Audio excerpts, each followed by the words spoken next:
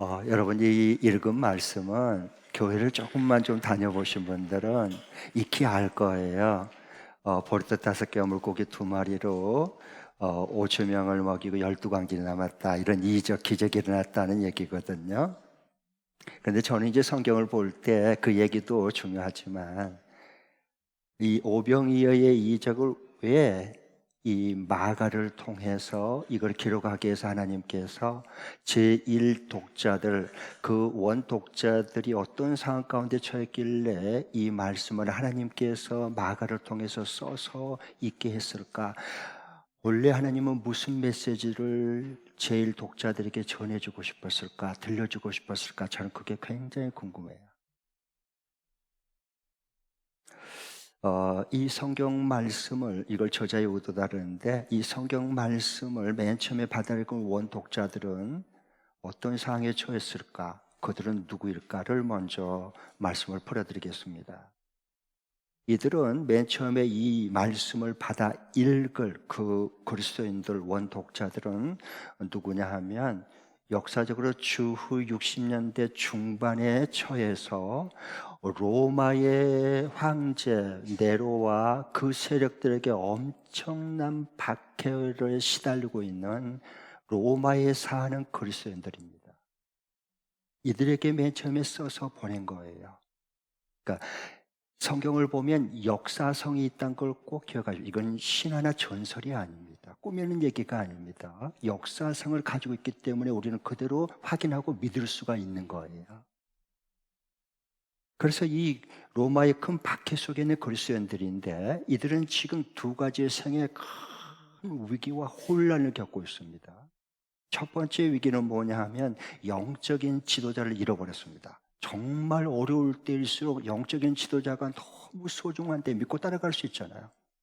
영적인 두 기둥이 무너졌어요. 그 영적인 지도자는 누구냐? 이들은 원독자들이 바울도 베드로까지도 1, 2년 전에 순교를 당해서 영적인 큰 지도자를 둘이나 잃어버렸습니다. 그렇기 때문에 오늘 여기 34절에 보면 영적인 지도자를 잃어버린 사람들을 마치 이 큰 무리가 마치 목자 없는 양처럼 되어버렸다라고 기록한 겁니다. 그 이유가 있는 거예요. 목자를 잃어버렸어요. 큰 두 지도자 바울과 베드로의 이 성령에 충만한 지도자를 이미 잃어버렸단 말입니다. 그래서 34절 한번 읽겠습니다. 시작. 예수께서 배에서 내려서 큰 무리를 보시고 그들이 마치 목자 없는 양과 같으므로 그들을 불쌍히 여기셨다. 그래서 그들에게 여러 가지로 가르치기 시작하셨다. 네.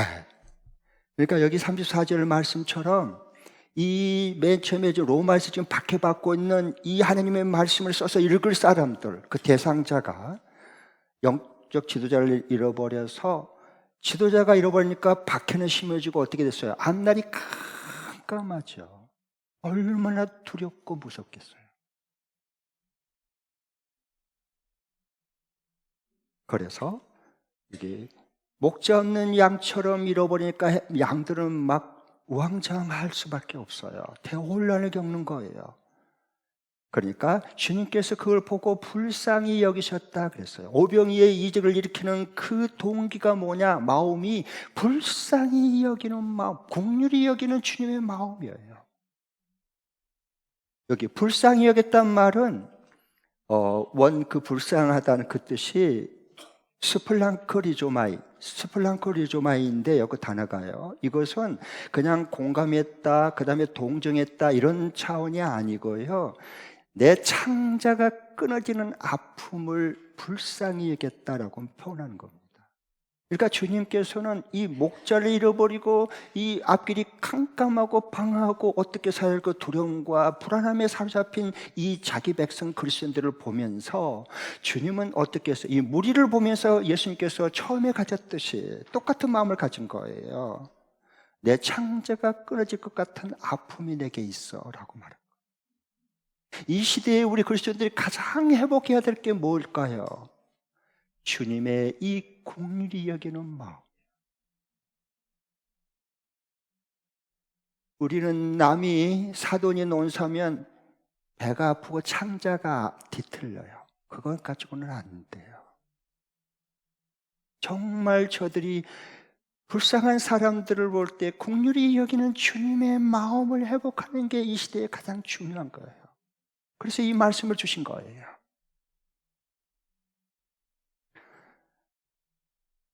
그리고 두 번째, 첫 번째 위기는 이 제일 독자들이, 그리스도인들이 이 제일 위기를 큰 위기에 처한 것은 영적 지도자를 잃어버린 거고, 두 번째 위기는 뭐냐? 어떤 상황에 처해 있느냐?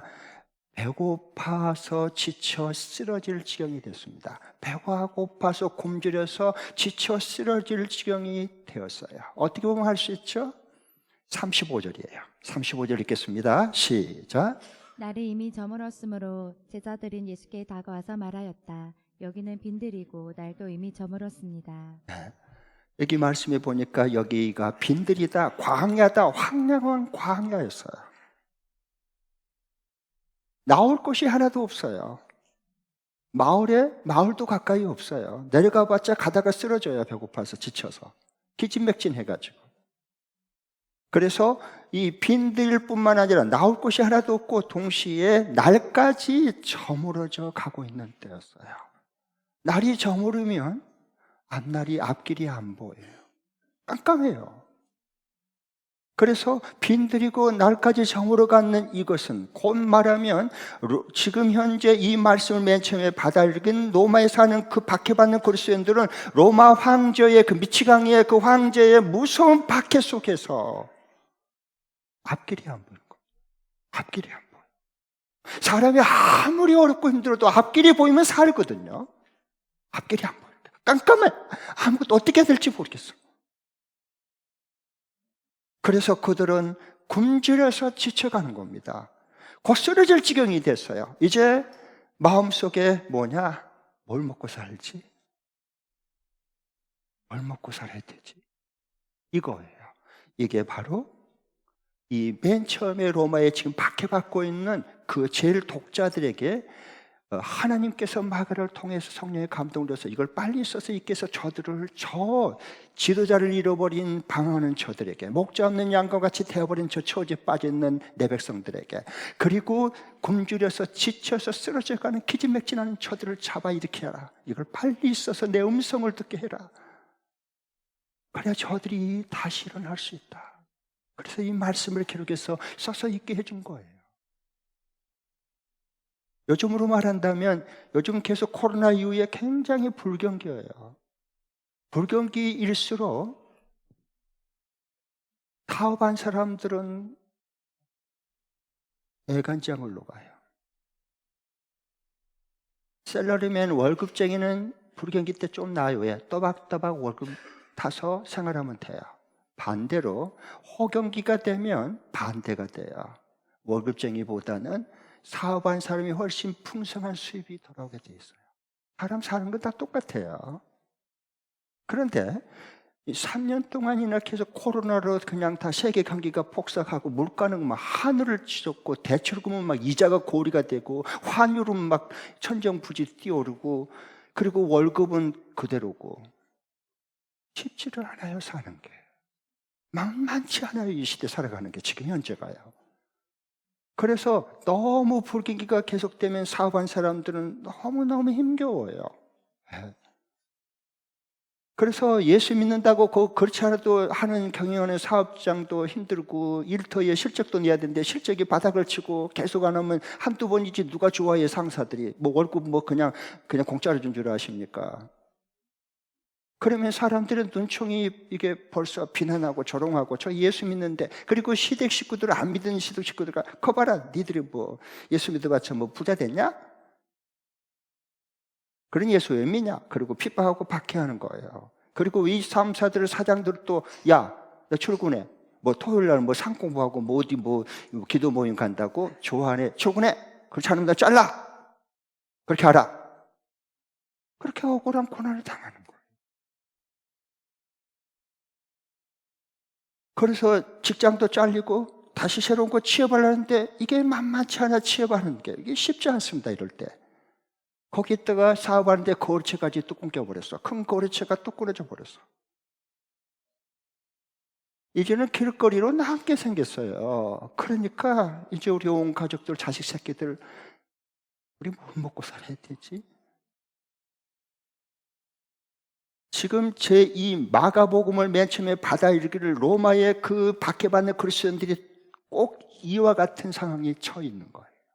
그 하나님이 그걸 보고 얼마나 국률이 여긴 마음, 창자가 끊어지는 아픔이 하나님에게서 나오겠어요. 그래서 오병이어의 이적을 익힌 거예요.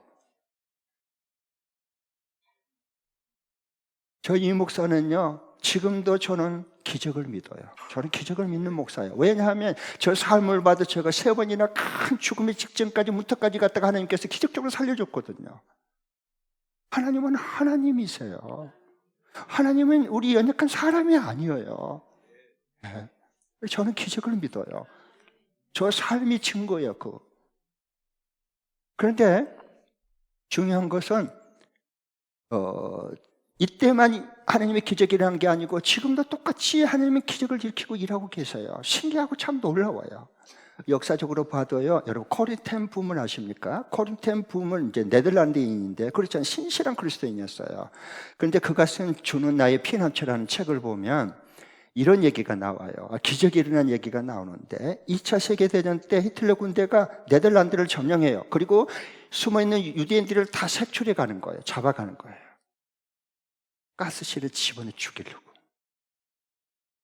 그런데 이 코르텐품이 그 가정이 다 신실한 크리스찬이었는데 그 나치 정권에 저항하면서 색출해가는 그 유대인들을 집에 감춰 숨겨줬어요. 그런데 그게 이웃집에 사람이 고발해가지고 같이 잡혀가 버렸어요. 그리고 강제 수용소에 언니와 함께 들어간 거예요. 강제 수용소에. 강제 수용소에 가니까 밥을 제대로 주겠어요? 안 주죠. 조그마한 맹물 같은 수프에다가 조금 했다가 빵 요만한 덩어리, 오래된 빵 덩어리 한 조각 이거 주는 거예요. 그거 가지고 연맹을 하는 거예요, 생명을. 그런데 마침 그때 집에서 가져온 이 액체 비타민이 있었다고요. 비타민을 가지고 이제 코르텐프는 자기는 몸이 그래도 건강한 편인데 언니 이제 베시 이름이 베시예요. 그 베시가 너무 몸이 허약했어요. 그래서 그 가져온 그 액체를 빵 쪼개했다가 이게 액체 비타민을 한두 방울 떨어져 가지고 언니가 먹게 했어요. 건강을 유지하도록 살아남도록. 그러니까 그 옆에 있던 수용소에 있는 사람이 그게 뭐냐고 나도 좀 주라고 자꾸 그러는 거예요. 그래서 이제 이거 언니가 여기서 이 수용소에서 살아남으려면 이게 이겨내려면 이걸 언니를 줘야 돼. 이게 한계가 있을 거 아니야. 떨어져 버리지. 병에 든 액체에 든 비타민. 그래서 갈등이 일어났어요. 언니 이 사람 줘버리면 언니도 이제 곧 떨어지면 못 먹을 텐데 병들 텐데 어떻게 하지? 갈등을 겪다가 아니야. 이 사람도 필요하니까 달라 그러겠지. 그래서 마음의 결정을 하고 그리고 이제 언니도 주고 한두 방울 그 다음에 옆에 달라는 사람도 줬는데 또 옆에 사람들이 눈이 다 있잖아요. 나도 좀 달라. 그래서 5명으로 늘어나고 10명으로 늘어나고 20명으로 늘어나고 25명까지 계속해서 한두 방울 그 비타민을 그걸 떨어뜨려서 먹게 해줬어요. 그런데 신기한 것은요. 이게 이미 떨어졌어야 돼요. 이 기름 작은 것에 이 액체, 이 바이타민 이게요 떨어졌어야 되는데 신기하게도 안 떨어지고 그렇게 많은 사람들을 이렇게 한두 방울 다 해줘도 계속 나오는 거야. 야, 이건 뭐야? 왜 이렇게 될 수 있지? 거기서 기적이 일어난 거예요. 여러분, 이 하나님께서 오병이어의 이 이적을 통해서 본래 무슨 메시지를 들려주고 싶었을까 하는 걸 말씀드리겠습니다. 2가지입니다. 하나님이 이것을 맨 처음에 기록했을 때 그 제일 독자들 성경을 받아 읽을 그 로마의 무서운 박해 속에 시달리는 그리스도인들에게 이 오병이의 주님께서 행하셨던 그 사건을 왜 기록해서 그들에게 있게 했을까? 2가지 이 똑똑한 하나님의 메시지를 들려줘서 그 신령과 그 지쳐있는 죽을 수밖에 없는 상황에서 일어나서 빛을 발할 수 있도록 새로운 삶을 힘있게 살아갈 수 있도록 이 2가지 메시지를 기록해서 들려주고 싶은 거예요. 첫 번째 음성은 오병이의 이 이적은 왜 일어났느냐? 저를 따라해 주시기 바랍니다. 하나님이 우리에게 불가능한 것을 명령하실 땐 불가능한 것을 명령하실 땐 하나님이 친히 이루신다. 하나님이 친히 이루신다. 박해받는 이들, 시달리는 고달픈 이들에게 이 메시지를 들려주고 싶어서 오병이의 이적의 사건을 기록해서 읽게 했습니다. 아셨어요? 우리 하나님 보세요. 놀랍지 않습니까? 우리 하나님의 긍휼하심이 너무 깊고 크지 않습니까? 하나님이 우리에게 불가능한 것을 명령하실 땐 하나님이 친히 이루신다. 이 믿음과 삶의 확신을 주게 한 거예요. 같이 한번 다 함께 좀 전에 따라했으니까 여러분의 기억력을 제가 100% 신뢰하고 있습니다.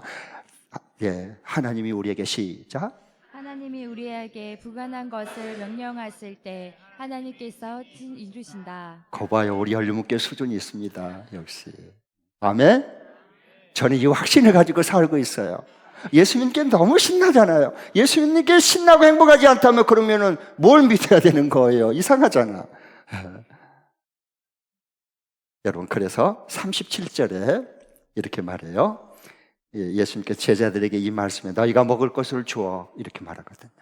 같이 읽겠습니다. 시작. 예수께서 그들에게 말씀하셨다. 너희가 그들에게 먹을 것을 주어라. 제자들이 그에게 말하였다. 그러면 우리가 가서 빵 200데나리온어치를 사다가 그들에게 먹이라는 말씀입니까? 네, 너희가 먹을 것을 줘. 아니, 장정만 5천 명이고 여자와 어린아이까지 하면 15,000명, 2만 명이나 되는데 어디서 사서 먹이고 어디서 이걸 요리하고 먹이겠어요? 말도 안 되는 소리, 불가능해요. 그런데 우리 주님은 말씀하셔요. 뭐라 그래요? 너희가 먹을 것을 줘 그래요. 어떻게 하면 좋아요?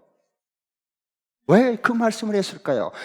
제자들이 불가능하는데 주님께서 명령하시는 거예요. 너희가 먹을 것을 줘라 그래요. 왜 그러냐 하면 주님께서요, 두 가지 때문에 그래요. 제자들을 특별히 빌립의 믿음을 시험해 보게 한 거다 그랬어요. 이걸 잘 생각하셔야 됩니다. 하나님이 우리에게 찾아오셔서 너 이것을 이렇게 해라고 명령할 때는 내 생각에 이건 도저히 될 수도 없고 이건 근처도 못 가고 이건 도저히 불가능한 것을 주님께서 말씀하실 때는 무슨 얘기냐? 우리의 믿음을 테스트하게 한 거예요. 정말 그러나 보겠습니다. 요한복음 6장에 깊게 한번 띄워주시죠.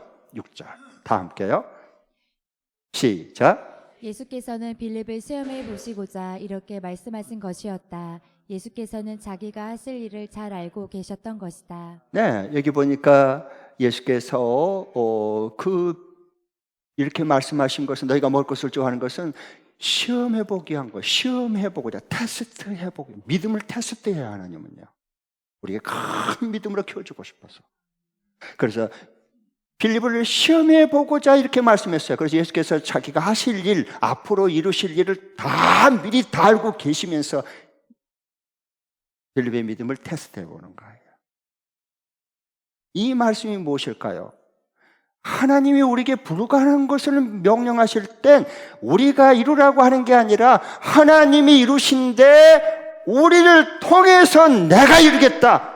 이 확신을 갖고 박해 속에서 시련 지침 가운데서 일어나게 일으키는 하나님의 방법이에요.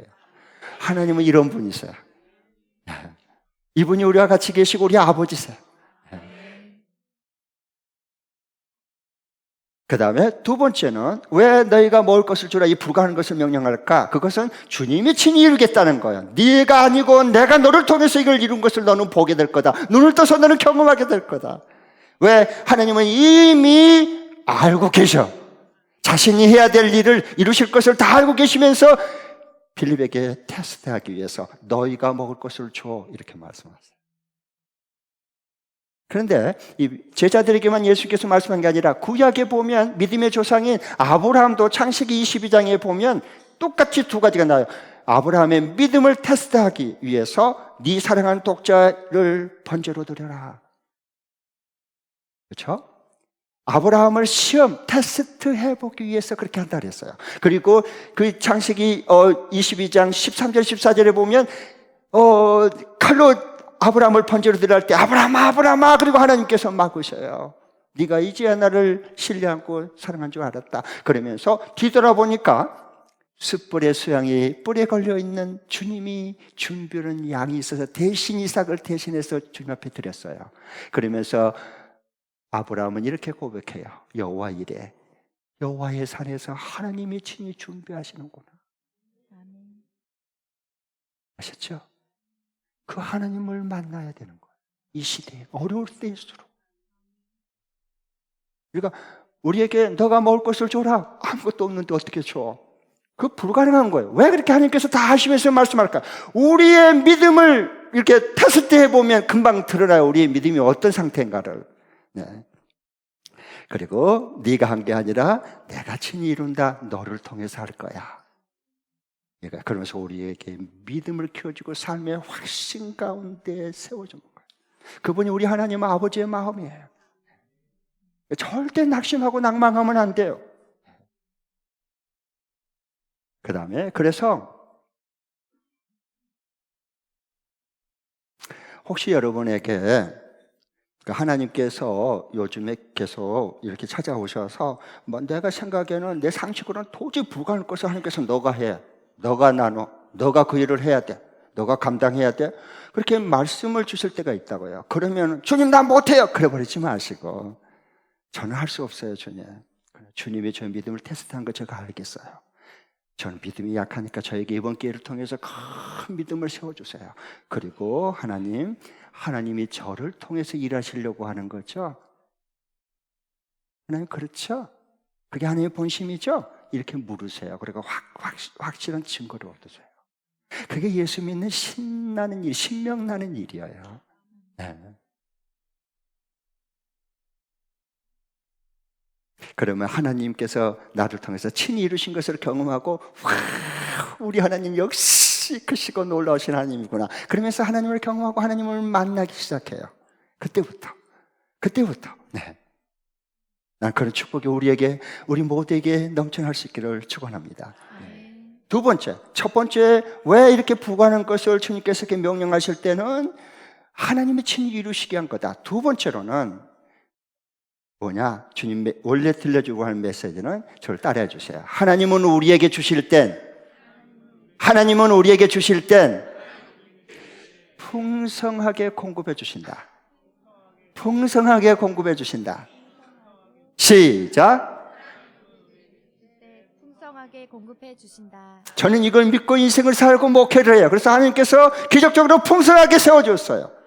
작은 다 쓰러져가는 문 닫은 교회에서 하나님께서 부활 생명을 주셔서 불처럼 일어나게 해서 이렇게 열린교회가 한국교회뿐만 아니라 저 세계 선교지까지 섬기는 교회가 되었어요. 이건 하나님께서 친히 우리를 통해서 일하신 걸 우리는 보는 거예요. 너무 놀랍고 우리 하나님은 신기로우신 하나님이세요. 네. 그래서 오늘 하나님은 우리에게 주실 땐 째째하게 주지 않고 풍성하게 넘치도록 채워주신 분이세요. 자, 오늘 43절, 44절을 보겠습니다. 시작. 43절, 44절 시작. 빵 부스러기와 물고기 남은 것을 주워 모으니 12광주리에 가족 찼다. 빵을 먹은 사람은 남자 어른만도 5,000명이었다.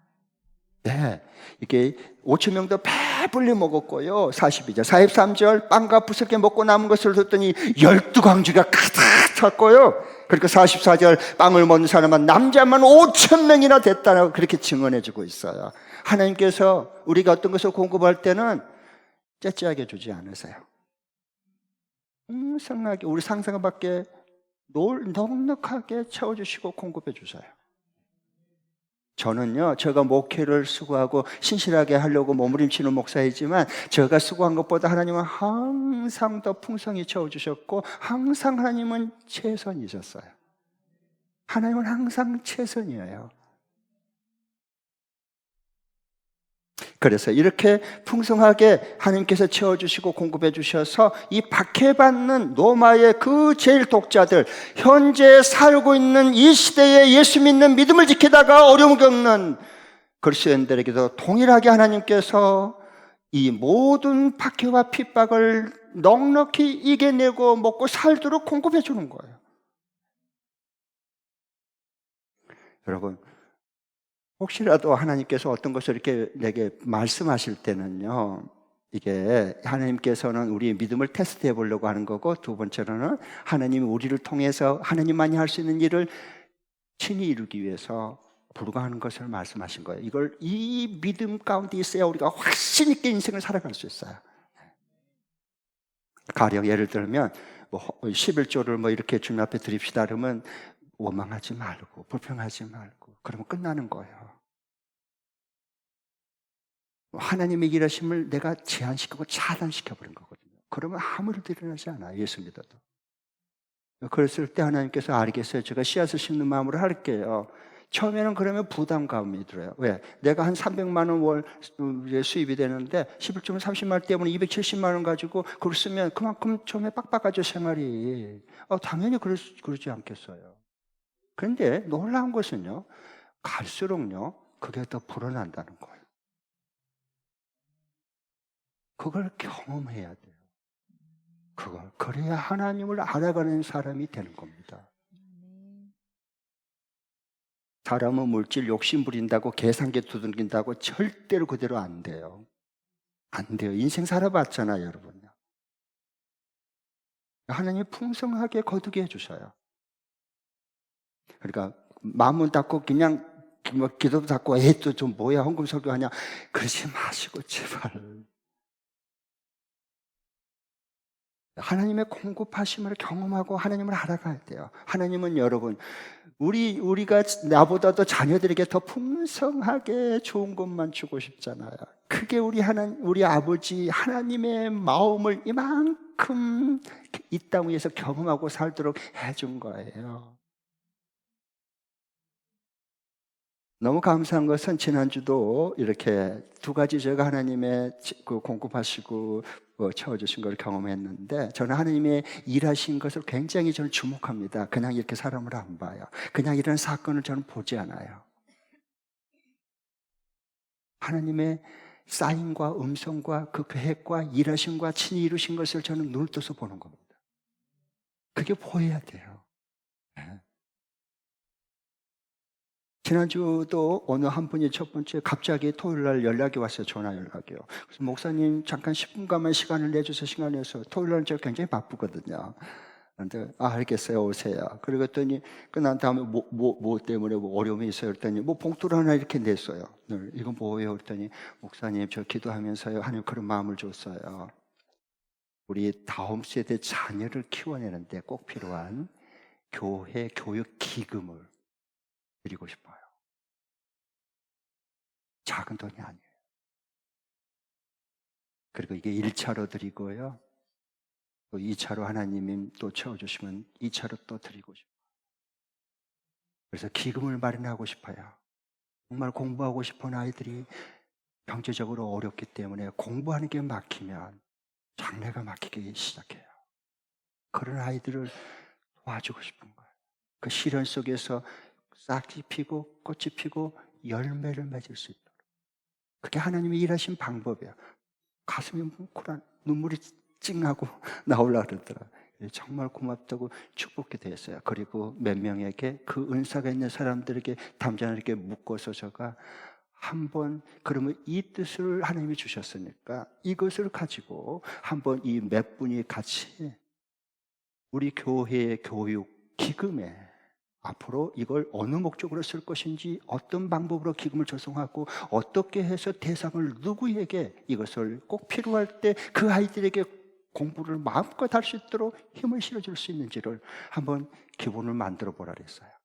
앞으로 좋은 게 나올 것 같아요. 할렐루야. 그 다음에 두 번째 지난주에 경험했던 것은 이것이에요. 저기 지금 뒤에 우리 저기 3층의 영화실에서 지금 예배 드리고 있어요. 너무 수고해요. 어린아이 아가 유아 젖먹이 이렇게 품에 안아서 이렇게 예배 드리느라고 너무 수고 많이 해요. 근데 제가 늘 마음에 걸린 게 하나 있었어요. 거기에 우리 여기 건축한 지 11년째 지금 됐습니까? 여기 들어온 지가. 근데 그때 다른 건 다 좋았는데 저기 3층에 바닥에 온돌 이 장치가 약해. 아가들은 추우면 안 되잖아요. 아가들은 따뜻하게 해야죠. 성인은 면역력이 있기 때문에 이 바깥 추운 기온이라든가 더운 공기도 이게 인생을 살 만큼 적응력이 있어요. 그러나 어린아이들은 적응력, 그런 저항력이 약하잖아요. 면역력이. 그러니까 저 따뜻하게 해야 되는데 저 엄마들은 어린애 데리고 예배를 놓치지 않으려고 그냥 이렇게 와서 애를 쓰는데 차갑단 말이에요.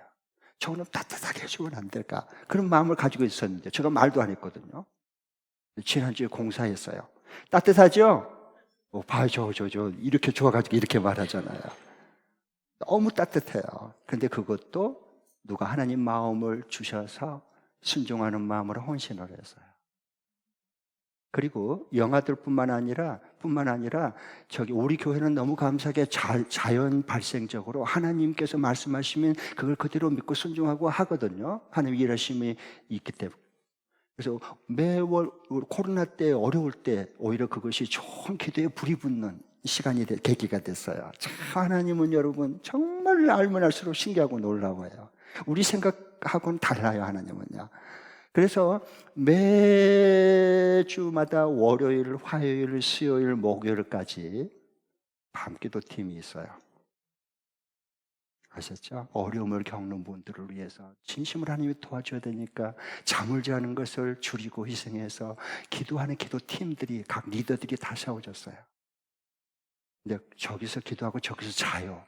근데 저분들 기도하고 추우면 사람이 추우면 안 되잖아. 그렇게 쓰는데 그 기도하고 좀 따끈따끈 아우 지지네 막 따끈따끈 너무 좋다 그치 막 그러고 그래야 피곤이 확 풀리고 깊은 잠을 자고 새벽기도 나와서 기도할까. 이 기도하는 귀한 분들 희생하는 분들인데 그것도 늘 마음에 걸렸는데 저렇게 따뜻하게 해서 여러분 기도팀들도 하고 푹 자시기 바랍니다. 하나님이 정말 예비하시고 인도하시면 정말 우리가 놀라워 일상생활 가운데서도. 네. 귀한 헌신해 주신 분들 너무 감사해요. 하늘의 복이 더 풍성히 임할 거예요. 자, 그러면 이번 주간에 이 빈들과 같고 앞날이 잘 안 보이고 날은 저물어 가고 그리고 이럴 때 하나님의 친히 날 인도하시고 더 풍성하게 채워준 것을 경험하려면 이번 주간에 내가 하나님의 말씀대로 어떻게 하면 살아갈 수 있어요, 목사님? 그 질문한 분들에게 제가 이번 주간에 그래요, 이 말씀대로 이렇게 살면 돼요. 삶의 적용과 실천할 수 있는 거 드리겠습니다. 같이 PPT 띄워주시죠. 두 번 읽겠습니다. 시작. 사람에 대한 기대치는 조금 낮추고 대신 하나님에 대한 기대치는 더 크게 높인다. 다시 한 번 더. 사람에 대한 기대치는 조금 낮추고 대신 하나님에 대한 기대치는 더 크게 높인다. 이제 우리가 그렇게 살아가려면 신기하고 놀랍게 하나님이 채워주시고 인도하시고 사람이 불가능할 것 같았는데 하나님이 일하심을 나를 통해서 일하신 걸 경험하고 하려면 간단해요. 여러분, 이대로는 안 돼요. 사람에 대한 기대치를 조금 낮추세요. 대신 하나님 아버지에 대한 기대치는 좀 확 높이세요. 그러면 기적의 주인공이 됩니다. 우리가 왜 내 배우자, 내 자녀, 내 부모, 내 형제들 그리고 직장의 상사들, 아래 부하들, 직원들 왜 성도들 간에도 왜 짜증이 나고 왜 이렇게 섭섭한 줄 아세요? 간단해요. 예수를 믿는다 놓고 하나님에 대한 기대치는 거의 땅바닥에 있고 사람에 대한 기대치는 이렇게 높여놓으니까 내 아내, 내 남편, 내 자식이라면 내 부모라면 이 정도는 해줘야 되는데 이것도 못 해줘. 그러니까 섭섭하고 짜증이 나고 원망이 나오는 거예요. 아니에요, 여러분. 사람은 기대한 만큼 실망해요. 본인도 인생 살아가는데 무거운 집을 지고 한계를 느끼면서도 살아보려고 몸부림치고 있는 중이에요. 그러잖아요, 우리가 다. 그러니까 사람에 대한 기대치는 확 낮추세요. 그리고 대신 하나님에 대한 기대치를 조금 높이는 거예요. 이건 하나님이 해주시면 돼. 이렇게. 그래야 믿음이 싹 자라나죠. 어려움과 시련을 다 겪을 수 있고 통과할 수 있는 믿음을 하나님이 세워주지 않냔 말이에요. 어? 자녀들이 그래서 자녀들이 방학이라 그래가지고 짜증나지. 왜? 맨날 게임이나 하고 있고 공부를 해야 되는데 맨날 학원 가는데도 잔소리하고 또 늦게 또 집에서 학원에 늦게 가고 짜증이 나지. 그러면 왜 그러면 없는 생병이 다 생길 지경이 돼. 얼마나 불행하겠어요. 그 기대치가 높아서 그래요. 기대치를 좀 낮추세요. 그래서 늦게 일어나더라도 잠에서 깨어난 것만 해도 감사하다. 걔가 자다가 심장마비로 죽었으면 어떻게 할 거예요? 기대치를 좀 낮춰요. 요즘에 경기가 어려울 때 남편이 돈 벌어올 때 보면 야바! 일 가지고 뭘 먹고 살아고 그래. 교육비는 어떻게 하고 뭐 콩깍 먼저 내가 그러면 일하고 싶은 마음도 남편이 없어져 버려. 그럼 수입이 더 줄어들지 승진 되겠어요? 그래가지고 기가 빠져버립니다. 그래서 이렇게 300만 원이면 한 200만 원만 줘도 감사한다는데 300만 원 통장에 입금했어요. 어머 여보 최고. 그래야지. 그래 내가 더 열심히 해서 내가 더 저렇게 기뻐하는데 내가 뭘 못하겠어. 그러면 안 될 일도 더 잘 되지. 그리고 내가 행복하잖아요. 사람에 대한 기대치를 좀 낮춰야 돼요. 그 대신 하나님에 대한 기대치는 싹 높이란 말이에요. 그러면 우리 속에 어떤 시련이 일어나고 해도 하나님이 다 불가능한 일을 가능케 해주셔서 하나님이 친히 이루어진 걸 보게 될 거고요. 하나님께서 우리에게 주시되 풍성하게 채워주셔요. 아멘. 그렇게 될 수 있기를 축복합니다. 자, 마지막 시련 가운데 있는 분들 이 말씀을 마지막 읽고 마치겠습니다. 고린도전서 10장 13절 말씀. 네, 다 같이 읽겠습니다. 시작. 여러분은 사람이 흔히 겪는 시련 밖에 다른 시련을 당한 적이 없습니다. 하나님은 신실하십니다. 여러분이 감당할 수 있는 능력 이상으로 시련을 겪는 것을 하나님은 허락하지 않으십니다. 하나님께서는 시련과 함께 그것을 벗어날 길도 마련해 주셔서 여러분의 그 시련을 견뎌낼 수 있게 해주십니다. 아멘. 자, 보세요. 잘 보세요. 하나님께서 약속하신 것은 반드시 하나님 이루시려고 그 약속을 우리에게 주신 거예요. 여러분이 흔히 겪는 시련 밖에는 다른 시련 그 외에 크게 준 게 없어요. 여러분, 중학생 1학년 아이에게는 중학생 1학년 아이 시험지를 주고요. 대학원생에는 대학원에 어울리는 어려운 시험 문제를 줍니다. 사람도 대학원 시험 문제를 중학교 1학년 아이에게 치라고 시험지를 주지 않습니다. 하물며 우리 하나님이 믿음이 연약한 자에게 큰 감당하지 못할 대학원 시험지를 주지 않습니다. 그래서 지금 이 말씀하신 거예요. 너희들이 감당할 수 있는 만큼의 시련을 준 거야. 그렇게 해서 어떤 하나님을 알도록 경험하고 그 믿음 가운데 힘있게 살아갈 수 있게 해주냐? 두 가지 하나님이 일하신 방법이 있어요.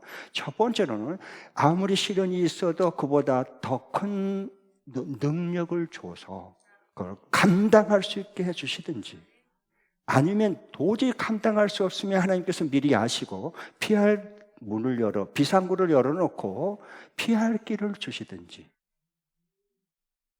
둘 중에 하나를 주신 겁니다. 이분이 우리를 사랑하시는 하나님이십니다. 그 하나님을 한 주간도 경험하고 그 하나님을 찬양하면서 살 수 있기를 축복합니다. 아멘. 기도하겠습니다.